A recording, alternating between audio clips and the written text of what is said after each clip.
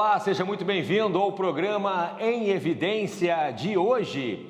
Lembrando sempre que o programa Em Evidência tem o patrocínio de CDP Consultoria em Direito Público, Kaisermac. Mais da metade dos municípios já optaram pelos produtos e equipamentos da Kaisermac. Revista Em Evidência, na política e nos negócios, quem faz está sempre em evidência. E você pode acompanhar o programa Em Evidência na TV, no Instagram, acessando Revista Em Evidência e também, no nosso canal no YouTube, Revista Em Evidência. O meu convidado de hoje é muito especial. Há mais de 2 décadas, ele assessora juridicamente mandatos de prefeituras dos 4 cantos do Rio Grande do Sul. E suas orientações impactam a vida de cidadãos aí em mais de 300 cidades gaúchas. O Em Evidência na TV recebe hoje o CEO da CDP Consultoria, Vladimir Chieli. Doutor Vladimir, seja muito bem-vindo, prazer em recebê-lo aqui no programa Em Evidência de hoje. Prazer é meu, boa noite a todos, em especial ao amigo Cláudio, que temos nos encontrado em várias oportunidades, aqui e em outros lugares também, e é sempre um prazer poder conversar com o amigo, respondendo questões importantes e sempre com as suas observações extremamente pertinentes. Obrigado, doutor Vladimir. Obrigado mesmo. Vou começar perguntando para o doutor Vladimir como funciona exatamente a consultoria de direito público, no caso, a CDP Consultoria. Como é que ela funciona? São mais de 300 prefeituras assessoradas, doutor Chieli. Como é que funciona? Esse é um trabalho que nós construímos ao longo, ela fez 26 anos este ano. É um trabalho iniciado lá no final da década de 90, e que dentro desse mercado que se trabalha na questão do direito público, administrativo, constitucional, tributário, e principalmente as outras áreas que envolvem toda a administração pública, nós sentimos a necessidade de trabalhar gestão, não apenas o direito como um todo, porque uma coisa simplifica, é a gente orientar, dá para fazer ou não dá para fazer. Isso é extremamente simplificado. Mas aí exime o advogado a encontrar alternativas. E aí como fica, por exemplo, o papel do gestor? Se ele não pode fazer determinada conduta, qual a alternativa para isso? Então, nós, a partir de 97, começamos a construir não apenas o papel estabelecido na legislação. A lei prevê, perfeito, mas como que aquela norma ela pode ser interpretada para poder trazer para dentro da administração e executar um determinado ato administrativo? Porque os atos administrativos, a gente chama eles tecnicamente de complexos e vinculados. Por que complexos? Porque eles passam por diversos setores da prefeitura. Um ato apenas que o prefeito, no final, acabe assinando, ele passa pelo RH, passa pela fazenda, passa pela contabilidade, passa pelo jurídico, passa por todas as áreas.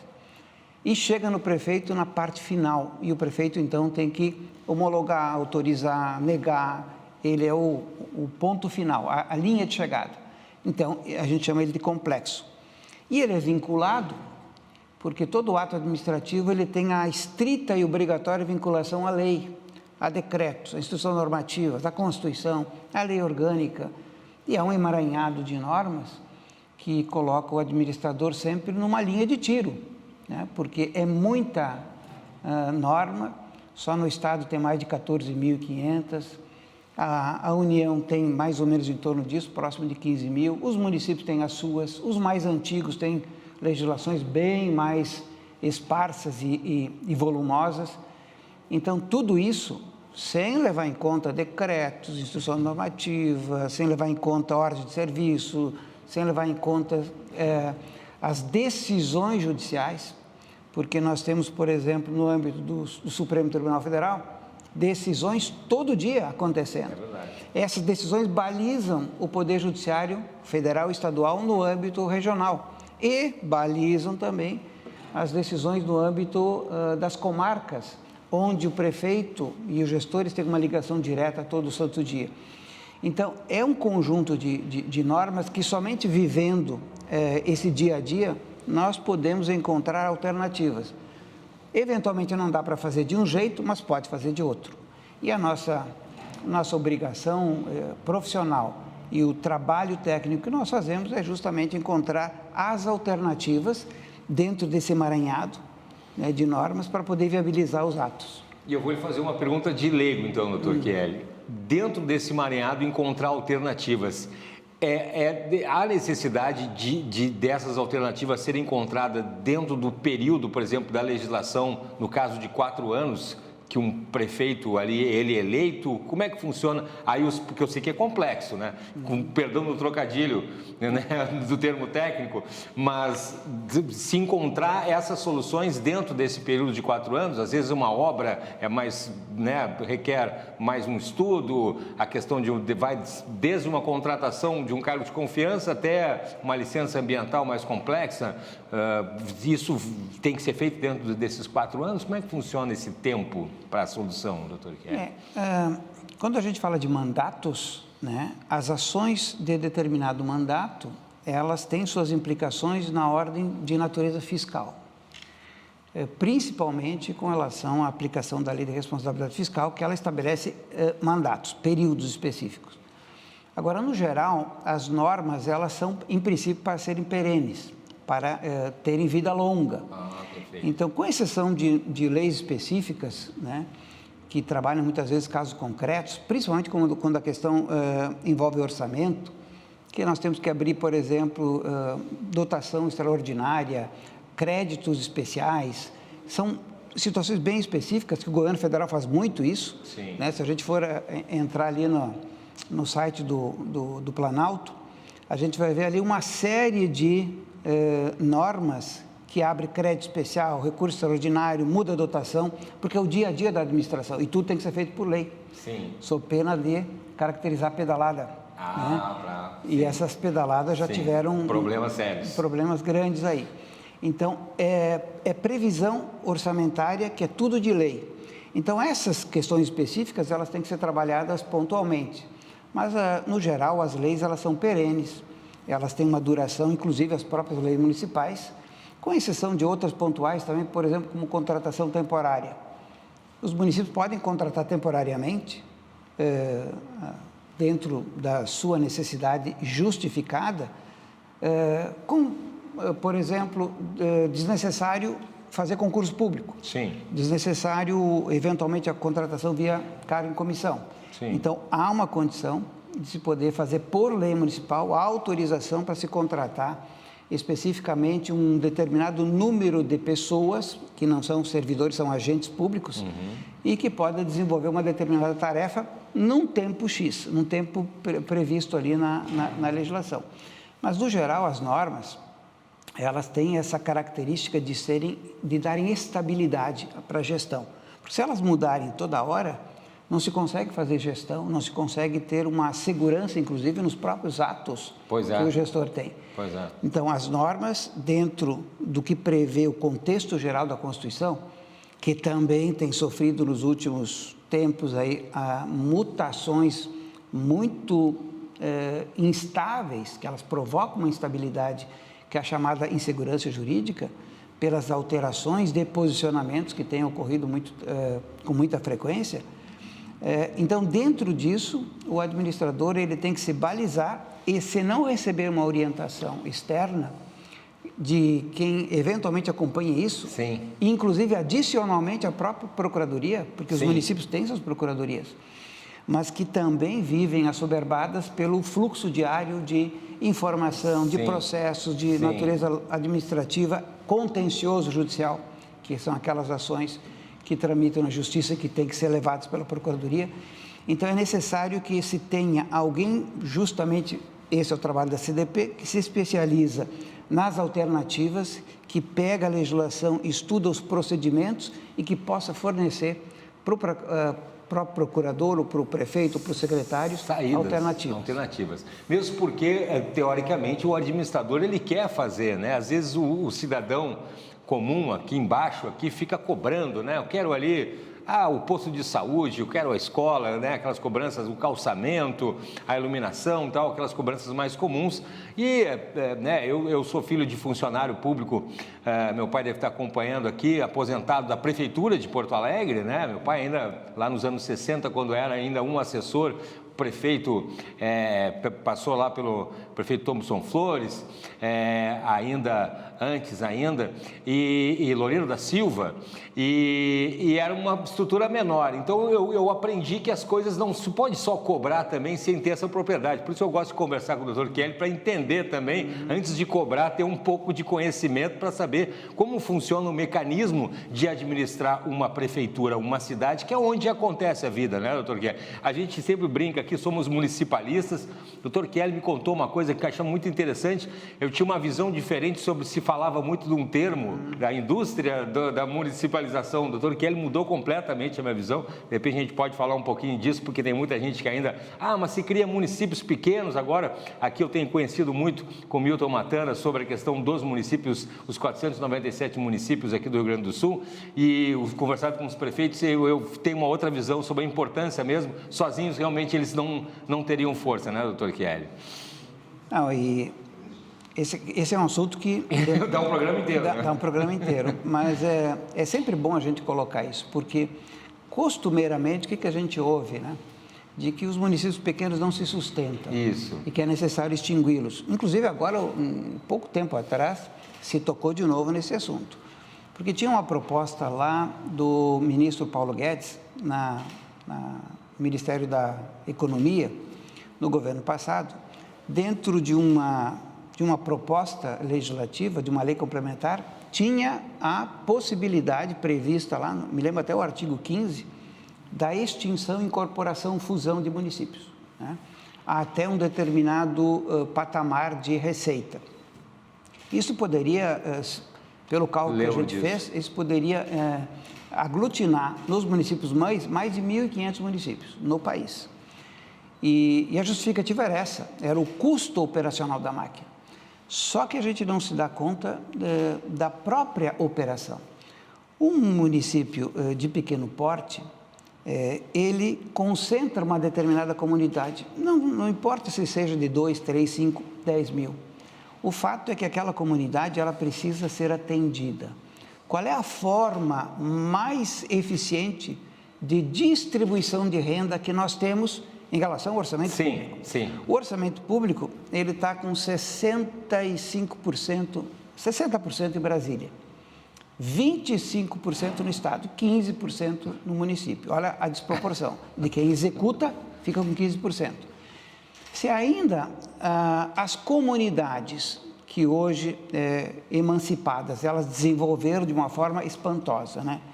Se elas tiverem que disputar com o município mãe, os parcos recursos que vão integrar, porque quando a gente faz o orçamento geral, ele tem uma divisão de FPM e ICMS. Sim. O FPM é toda aquela concentração de recursos na União que distribui por coeficientes, por índices, por alíquotas. O Fundo de Participação dos Municípios. Então, por exemplo, se pegar um município de médio porte e ele reaglutinar os municípios que estão na sua órbita e que se emanciparam, ele vai aumentar muito pouco o seu faturamento, tanto de ICMS como de FPM.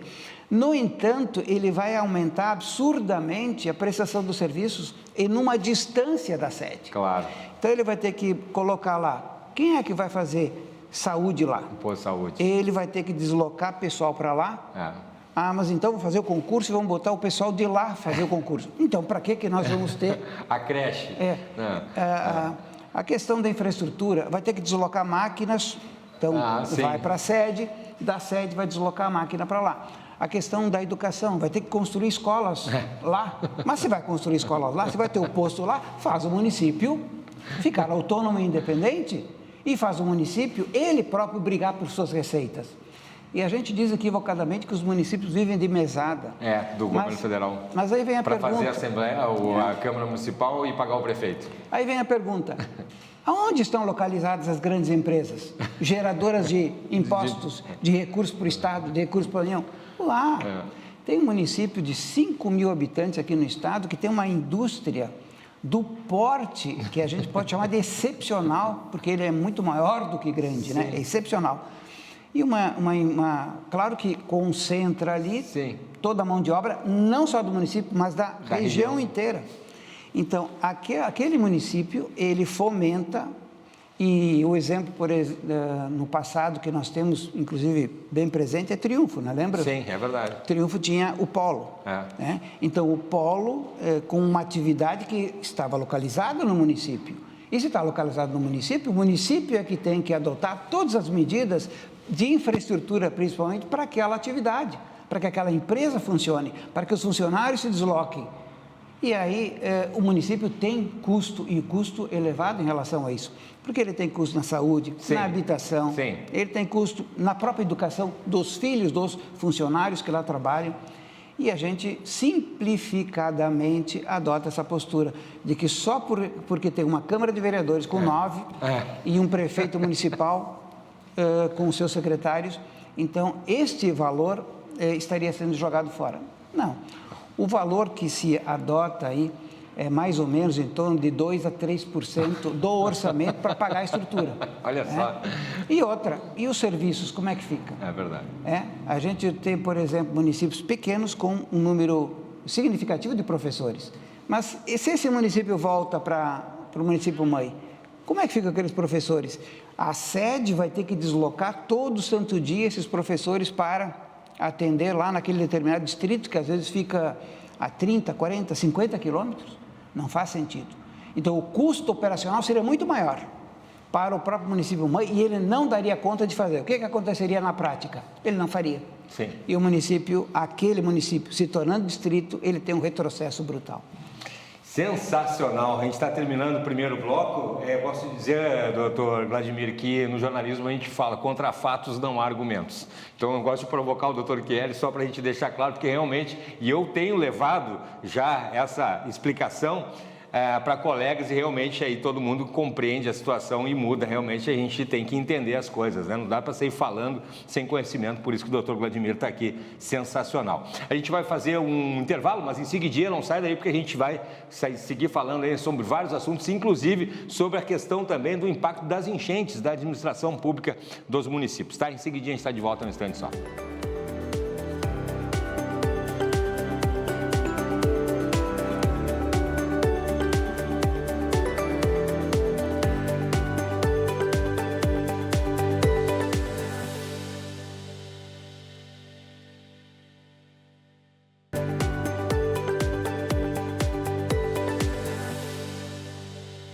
Estamos de volta com o programa Em Evidência, hoje recebendo o Dr. Vladimir Chieli, CEO aí da CDP Consultoria em Direito Público, aqui no programa Em Evidência na TV. Lembrando que o programa tem o apoio da Kaisermark, mais da metade dos municípios já optaram pelos produtos e equipamentos da Kaisermark e também da CDP Consultoria em Direito Público. Você pode acompanhar a gente no nosso canal no YouTube e também lá no nosso perfil no Instagram. Estava conversando com o Dr. Chieli no bloco anterior ali, né, sobre a questão municipalista, da importância da emancipação dos municípios e agora a gente não pode deixar de falar sobre a situação das enchentes, né? O impacto das enchentes. A gente falava ali antes, doutor Chieli, sobre a questão da necessidade de licitação para algumas coisas, de outra necessidade, sobre a questão das medidas provisórias, emergenciais. Isso aconteceu, acredito muito que a CDP Consultoria deve ter trabalhado mais do que ainda o habitual durante as enchentes, justamente por essas mudanças extraordinárias, né, que aconteceram agora recentemente. Aliás, tivemos o ano passado já a situação das enchentes, né, doutor Chieli? É bom a gente lembrar disso, né? O ano passado nós já tivemos setembro e novembro, principalmente ali na Serra Gaúcha. Claro, o rio desemboca também no Taquari, então nós tivemos nessas áreas, mais pontualmente setembro e novembro do ano passado, as fortes chuvas. E o atendimento, tanto do governo do estado como do governo federal, eles passaram a se iniciar naquele período. E ainda tem muitas coisas que estão pendentes daquela época, daquela oportunidade.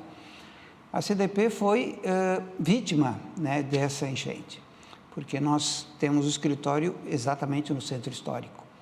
E o edifício Santa Cruz, por sinal. O edifício Santa Cruz foi invadido pelas águas, ficamos 40 dias fora. né? Por conta aí como o prédio é o mais alto de Porto Alegre, Sim. se ele tem 34 para cima, ele tem muitos andares para baixo. E a água entrou e invadiu completamente, foi mais de 1 milhão de litros. Doutor Vladimir... Mais de 1 milhão de litros no subsolo. Não só os clientes atingidos, como o senhor... E é claro, dificultou porque tem que trabalhar de casa, dentro do carro, tem que trabalhar... Sim, do jeito que dá. Tudo quanto é forma. Mas a gente teve, sim, uma proximidade muito grande com todos os municípios, colaborando aí, né, em medidas, não somente as questões que envolveram aí os decretos de calamidade. Nós temos hoje ainda, até o final do ano, 95 municípios em calamidade. O que significa calamidade e os demais, mais de 330 em emergência? Para entender então, a diferença. Nós temos a calamidade, efetivamente, é um termo que se usa juridicamente para adequar aquelas situações de extremos, né? Realmente, municípios aí que praticamente foram varridos do mapa. Sim. Então, esses, efetivamente, é calamidade, e aí tem uma série de situações previstas na legislação fiscal, por exemplo, que não há necessidade de cumprimento, principalmente dos déficits que estão sendo gerados. Na questão de licitações, contratações, temos previsões expressas ali de dispensa, inexigibilidade e outras situações para contratação imediata. E na busca, principalmente, de recursos financeiros, que é o que está pegando agora, que é o problema maior, mais centralizado agora. Então, tanto do governo federal, que já fez uma destinação de recursos, mas até agora é insuficiente, como do governo do estado. Então, os municípios sozinhos não vão conseguir sair dessa situação, porque afetou a atividade produtiva, afetou a estrutura física do município e operacional também. Então, por isso que no auge da pandemia também foi problema. Também, são traumas, né? No auge da enchente houve aquela força humana, material, de equipamentos de todos os municípios que ajudaram, canalizaram máquinas, equipamentos e recursos possíveis dentro das possibilidades para aqueles municípios mais afetados. Mas o fato em concreto que nós temos aqui, se são 440 municípios em emergência ou calamidade, nós não temos apenas os outros 45, 50 que estariam numa situação tranquila, porque esses 40 ou 50 que não foram afetados eventualmente fisicamente, que não tiveram perdas e danos materiais, eles estão sendo afetados de outras formas, principalmente do ponto de vista orçamentário. A receita caiu neste período. Há uma possibilidade de recuperação até o final do ano? Mas a situação de recuperação financeira vai depender da continuidade da atividade econômica. Só que lá na ponta, a atividade econômica, ela realmente sofreu um dano muito grande, porque as empresas foram invadidas, alguns pavilhões caíram, os trabalhadores não puderam ir para o trabalho, as pontes que estão sendo ainda restauradas, estradas, acabou com as ligações. Então, nós temos uma situação de verdadeiro caos. Ele só não está, digamos assim, sendo mais falado, demonstrado, comentado, justamente por falta de acompanhamento, por exemplo, das atividades diárias dos municípios. O que nós tivemos na enchente? Nós tivemos um primeiro momento, e aí depois é que a gente volta na questão da importância do poder público. Nós tivemos, num primeiro momento, uma avalanche de necessidades que envolviam a vida das pessoas.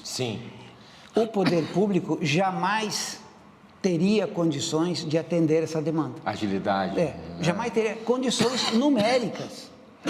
Porque no momento em que, por exemplo, Canoas, metade da população está debaixo d'água, não tem poder público no mundo, nem concentrando que consiga dar conta da demanda sozinho. Não.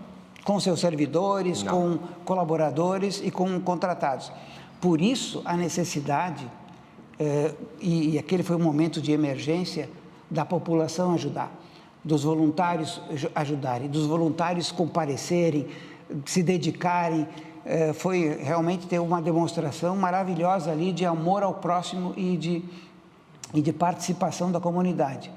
mas ali por conta da necessidade de termos quantidade de pessoas para ajudar. Sim. Então, aquele período de salvamento, o resgate. Aquele período, por mais que o poder público estivesse esperando, Sim. ele não teria condições de poder executar. Agora, passado aquele período, as pessoas que lá ajudaram, as pessoas que inclusive se arriscaram a própria vida, né, com água contaminada e de outras situações, elas agora têm que continuar tocando a sua vida e elas retornam para suas casas. Quem veio de outros estados também tem que fazer uma estátua para esse pessoal. É verdade. Eles retornaram e retornam para seus estados. Vieram, ajudaram num momento importantíssimo. Mas agora todo mundo voltou, todo mundo foi para casa. E quem é que ficou para complementar ou fazer efetivamente o trabalho de reconstrução? O poder público. Aí ficou o município lá na ponta, porque o município é o que tem contato todo dia ali, contato direto. Mas o município sozinho não vai conseguir, ele vai depender do quê? De recursos de quem arrecada, ou 25% de todo o bolo tributário, que é o Estado, ou 60%, que é a União. Então, a exemplo do que aconteceu na pandemia, cabe aos dois entes federados, especialmente a União, que tem a condição de gerar recursos, cabe destinar maior volume de recursos para os municípios poderem, a partir de então, executarem as políticas de reconstrução. Porque se não tiver financiamento, não se reconstrói nada. E não apenas as casas, que é o que as pessoas precisam. Sim. Mas a infraestrutura. A infraestrutura, né? As estradas. Sim. Costumeiramente, tem alguns prefeitos que agora, nessa época de campanha, por conta das vedações eleitorais, estão acompanhando as obras de reconstrução nas estradas. Sim. Então, me mandam uns vídeos para a gente analisar se pode ou não pode ir ao ar, se pode ou não pode ser publicado. Tem isso também. E a gente percebe ali o esforço, a continuidade, o trabalho que começou lá, logo depois da enchente. Sim. Para poder recuperar essa infraestrutura. E tem prefeito que está passando, como o doutor Guilherme lembrou, está passando lá pela terceira enchente ali, como os jovens prefeitos ali de Mussum, por exemplo, ali, só para citar, Roca Salles, municípios pequenos ali, jovens prefeitos que, olha, é impressionante. Eu já não sabia mais o que eu ia perguntar para o prefeito, já que eu estava entrevistando o prefeito varrido, literalmente, e o prefeito firme lá dando entrevistas, enviando o semblante do prefeito já assim, não sabendo o que perguntar para ele. Ele não tinha mais cidade para administrar. Não tem alternativa, né? E se pega, por exemplo, uma cidade que foi realmente atingida ali do Vale do Taquari, a alternativa é mudar a cidade de lugar. Literalmente. Nós temos que chegar a esse ponto. Mas, por outro lado, a humanidade se criou na beira dos rios. É verdade. A humanidade, a civilização se criou. Eu ouvi isso, é verdade. E nós estamos aí vendo, por exemplo, ali na abertura das Olimpíadas, onde é que foi aberto as Olimpíadas? No Rio. A pesca, que atravessa Paris, né? Então, nós temos ali também, nas grandes capitais europeias, rios. Nós temos a história, né? Ali na Mesopotâmia, o Nilo e tal. Nós temos, então, tudo se criando em volta do rio. E agora, nós tirarmos as cidades, tirarmos a população justamente do rio, por quê? Porque o rio sempre foi um meio de sustento. Né? Especialmente agora na questão do turismo também. Econômico e cultural. Então, é difícil para uma comunidade inteira ter que se mudar por conta do inesperado, que é o efeito, né, que está acontecendo, por outras situações que também renderiam vários programas dos porquês que isso acontece. Sim.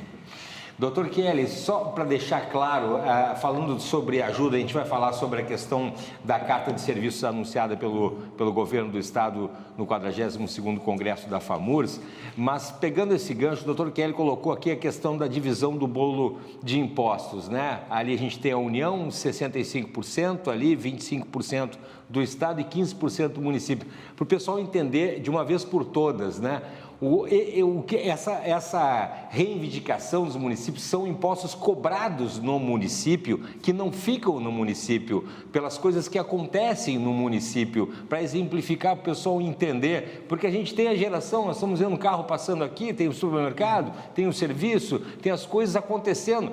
O governo do estado, ele é uma nuvem, o governo federal é uma... A gente não toca. Agora, aqui a cidade, eu toco nas coisas, eu vejo as coisas, eu pago o estacionamento, eu estou toda hora.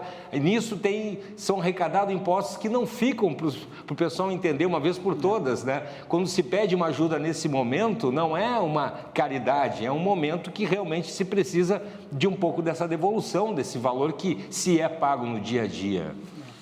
É claro que temos umas diferenças, né? Existe um grupo de municípios, que não é significativo, que consegue produzir muita riqueza. Porto Alegre, por exemplo. Porto Alegre produz muita riqueza, então ele não depende do FPM para poder sobreviver. Ele tem uma receita própria elevadíssima. Mas a maioria esmagadora dos municípios, a receita própria é pequena. Não porque o município não trabalhe, não porque o município não produz, ele produz. Mas o resultado da produção dele e da atividade econômica vai para Brasília ou vai para o Estado. Vai para o governo federal nos impostos todos federais e vai para o ICMS, que é um imposto de maior contingência aqui, de maior intensidade que nós temos no Estado. Então, aquilo que o município produz, qual é? É o ISS-QM, que é extremamente limitado. IPTU, né, que tem uma dificuldade grande porque a gente está cobrando da população. Então, a gente está penalizando a população com mais impostos.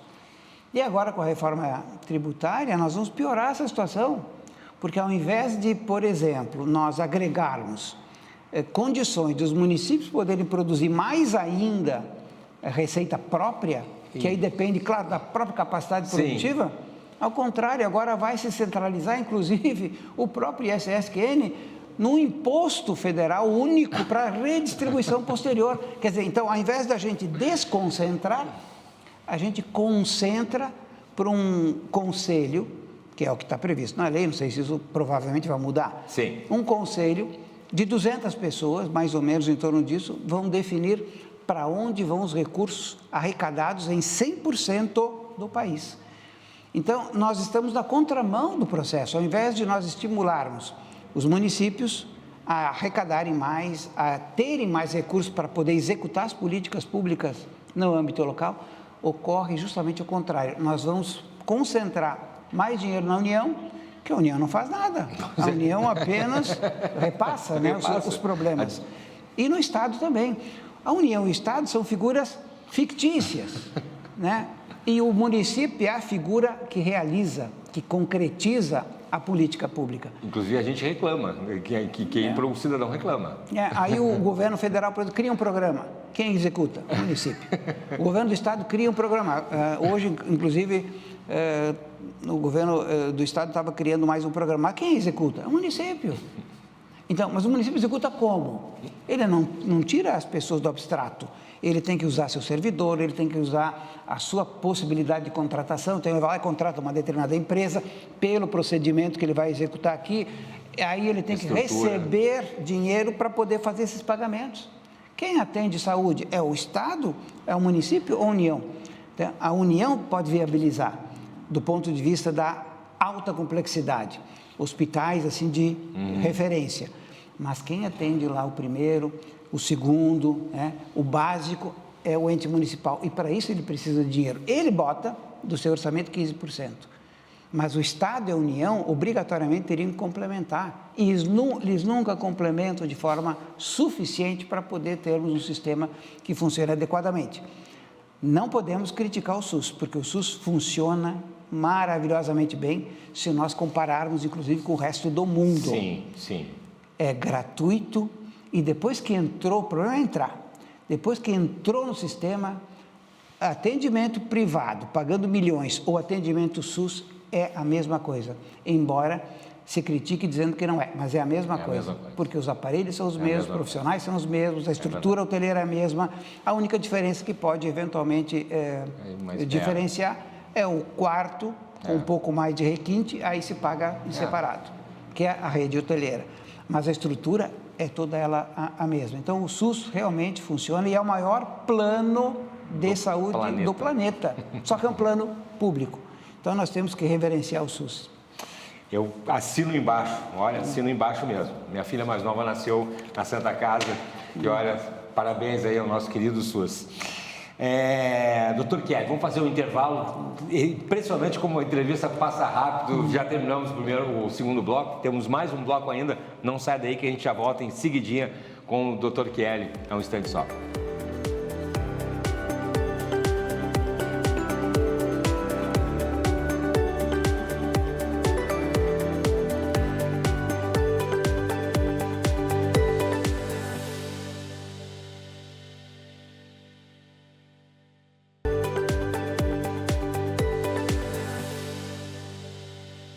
Estamos de volta com o programa Em Evidência na TV, hoje recebendo o Dr. Vladimir Chieli, CEO da CDP Consultoria, falando sobre a questão, da administração pública, dos desafios da administração pública dos municípios. A gente estava falando no bloco anterior ali sobre a questão das enchentes e eu vou comentar com o Dr. Chieli para a gente encerrar o programa de hoje, falando sobre a questão do ano eleitoral. A gente tem eleições, doutor Chieli, e, consultoria em direito público, em época de eleições, os prefeitos têm que fechar em dia aí as suas contas, E a CDP Consultoria, como é que entra nessa situação agora, principalmente em ano eleitoral? Quais são as preocupações agora para fechar as contas, doutor Vladimir? O ano é atípico, como todo período eleitoral, e nós fazemos sempre um trabalho ao final do ano anterior, como foi feito o ano passado, e no início de cada ano eleitoral, para poder trabalhar aquilo que se entende pela legislação que é vedado em relação às condutas dos administradores.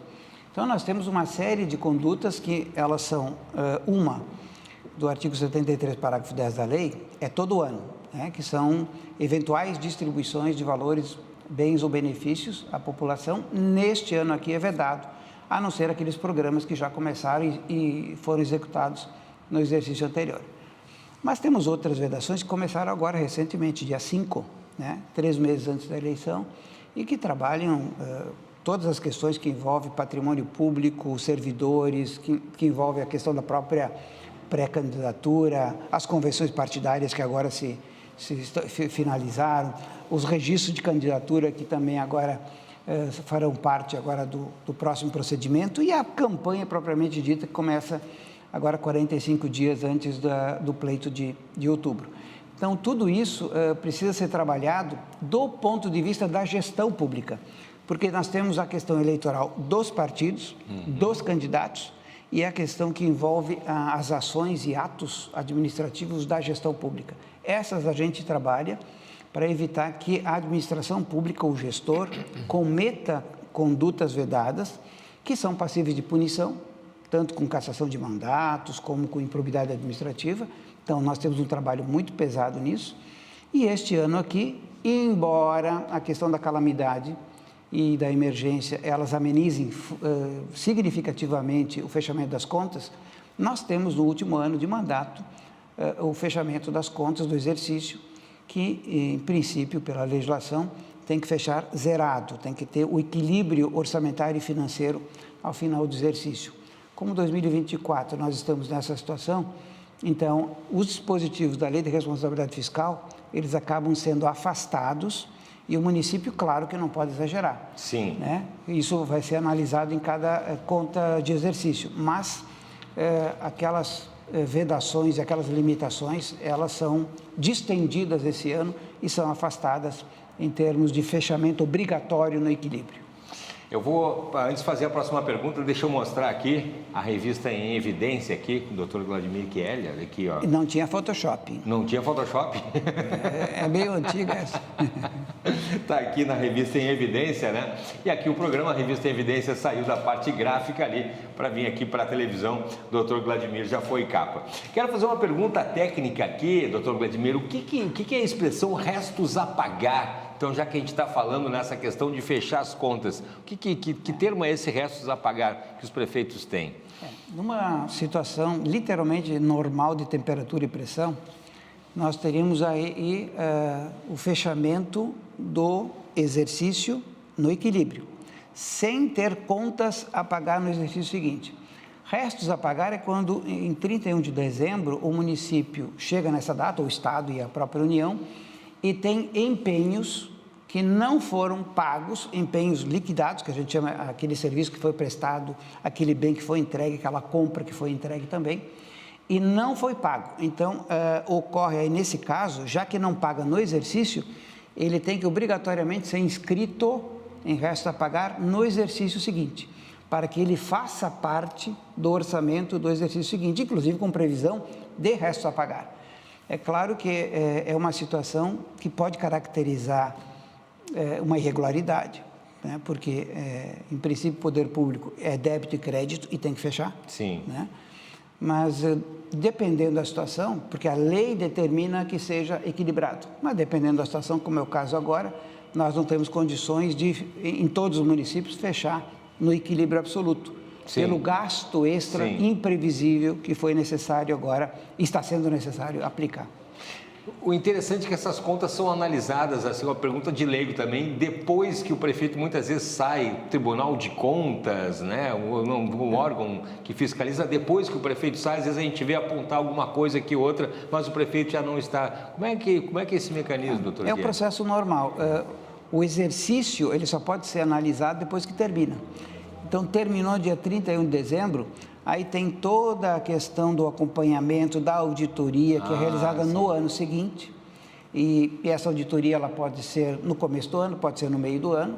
Então, faz todo o levantamento do exercício anterior, faz relatórios, e é o Tribunal de Contas que faz, concede ao gestor a possibilidade de fazer esclarecimentos daqueles apontamentos que foram feitos. Sim. Depois é julgado, tem o primeiro julgamento.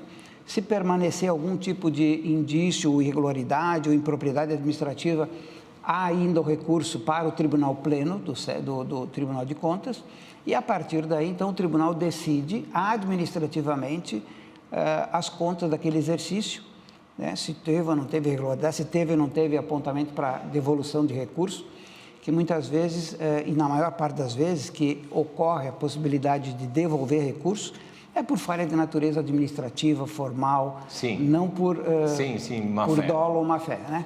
Então, geralmente acontece isso. E aí o administrador tem o direito de se defender, justificando aquele ato. Porque naquele momento que tomou a decisão e que o ato tinha que ser executado naquela oportunidade, ele não tinha tempo de fazer pareceres, de analisar, de esperar que o julgamento futuro das contas fosse feito. Então, ele precisa decidir na hora. E essa decisão, ela tem que ser, e é o nosso trabalho também, ela tem que ser o mais próximo possível da propriedade e da legalidade do ato. Que a gente não tem uma lei que diga exatamente o que tem que fazer, né? Nós temos a lei em caráter geral e nós temos que utilizar todas essas leis, normas e com o conjunto legislativo para poder tentar utilizar o meio mais adequado para aquele determinado ato. Dá aquela solução. Exato. 26 anos, doutor Vladimir Chieri, nosso tempo deve estar esgotando, eu lhe pergunto, 26 anos, de lá para cá, muita coisa mudou. Tecnologicamente, a gente imagina, né, que deva ter facilitado bastante até essa questão da mobilidade de informações entre os municípios. Mas eu acredito que seja um desafio na questão dessa dependência do governo federal e do governo estadual, do ponto de vista legislativo, que muda, não é praticamente, é literalmente todo mês, toda semana. 26 anos, doutor Chieri. 26 anos de estrada, literalmente de estrada. Eu costumo, nesses 26 anos, eu costumo ir nas reuniões das associações de municípios, que aí a gente concentra os municípios em cada região. E é interessante isso porque a gente consegue conversar com os prefeitos, com os secretários, né, dentro de uma pauta que se estabelece. E tem regiões como a Missões, Celeiro, Santa Rosa, ali a Grande Santa Rosa, que esse percurso é feito religiosamente todos os meses durante 26 anos. Então eu pego a estrada e vou Conhece bem esse Rio Grande afora, então. Encontrar com os prefeitos e também em outras áreas, né? Em outras associações, mas são um pouco mais próximas. Realmente, essas associações são distantes de 500 quilômetros e esse é um trabalho que literalmente a gente pega a estrada. No restante, é claro que a tecnologia tem nos ajudado muito. Hoje a gente trabalha 50% no dia a dia normal como no passado e 50% no WhatsApp, respondendo coisas, mandando arquivos, fazendo procedimentos. Então, o WhatsApp se tornou uma ferramenta maravilhosa. Sim. Mas é uma escravidão absoluta. E o senhor tem que ficar se atualizando 24 horas por dia. Além da atualização, a gente precisa estar trabalhando vinculado diretamente aos gestores, né? Porque é o gestor que precisa da informação naquele momento. Não, e eu gostei que tem que dar a solução, não é só dizer sim ou não, se pode ou não pode. Isso aí eu posso entrar lá no site GPT lá. Se fizer isso, o prefeito te liga uma vez só, na segunda não liga mais. Obrigado. Porque não precisa, né? O meu secretário aqui da Fazenda me diz. Então, esse é o resultado do trabalho e o porquê desses 26 anos, né? Porque a gente pode enganar 2, 3 meses, mas 26 um quarto anos... de século é difícil. 26 anos não tem como. É difícil. Não tem como. Doutor Kelly, um prazer, viu? Aprendi mais um pouco ainda. Obrigado. Sempre um prazer conversar com o senhor. Parabéns pelo trabalho. Está aqui CDP Consultoria Direito Público, mais de 300. Olha, ufa, eu que sou das humanas... Números assim, eu fico longe, eu fico ouvindo o doutor Kelly falar. Olha, parabéns pelo trabalho, viu? O cidadão aqui de baixo agradece, viu? Que facilita a vida da gente, eu sei que impacta diretamente. E envolvendo agora esse período difícil, né? Difícil e complicado, tanto do ponto de vista do ano eleitoral, como das enchentes, né? E como da necessidade de se trabalhar isso, nós estamos praticamente 24 horas à disposição dos gestores, porque nós entendemos a dificuldade que ele tem lá na ponta. E nós não podemos, então, abrir mão de disponibilizarmos essa prestação de serviço, mesmo que seja no domingo, às 23 horas, mesmo que seja durante feriados, fim de semana, mas é importante que os prefeitos, os gestores, os secretários, procuradores também, tenham a condição de contar com esse serviço e contar, inclusive, com as questões de natureza técnica. Sim. Porque, tecnicamente, nós precisamos dar esse suporte, porque, do contrário, os órgãos de controle, eles têm também o papel deles a cumprir. Sim. Né? E esse cumprimento do trabalho dos órgãos de controle, eles vão exatamente no cerne da matéria que foi trabalhada ali. Então, nós precisamos, sim, buscar sempre dar não só o melhor atendimento físico, né? Mas principalmente o atendimento técnico. Obrigado, doutor Kelly. Obrigado. Lembrando sempre que o Revista em Evidência na TV, né, o programa em Evidência na TV, tem aí o patrocínio e o apoio da CDP Consultoria em Direito Público. Kaisermac, mais da metade dos municípios já optaram pelos serviços e equipamentos aí da Kaisermac, e você pode nos acompanhar no YouTube e também no Instagram. Obrigado pela sua audiência, obrigado pelo seu carinho. Se cuidem, fiquem com Deus e até a próxima.